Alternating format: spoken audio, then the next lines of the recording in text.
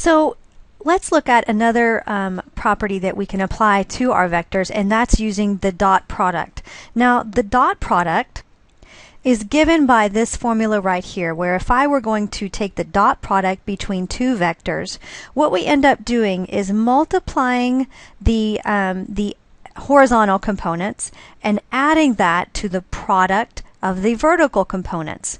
Okay, and it's probably much easier to see when we just actually look at an example. So the first one we're going to work is this one right here. Let me make that a little bigger. First one we're going to work says I want to find the dot product between the vectors 2, 3 and the vector 4, negative 1. Now what we do when we are applying the dot product is I'm going to multiply 2 times 4, so 2 times 4, and add that to 3 times negative 1. 3 times negative 1. So when I multiply those together, I get 8 minus 3, which is going to give me ultimately the number 5.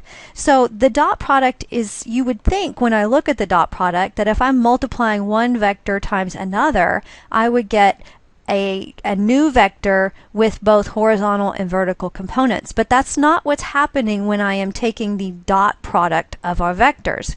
When I take the dot product, I end up with just one single value. It's similar to matrix multiplication if you're familiar with that. So let's practice one more problem here.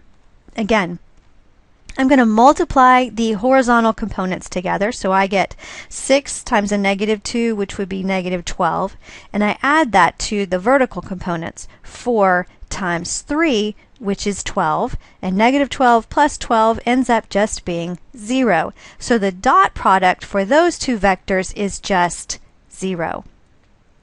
And that's how you do the dot product.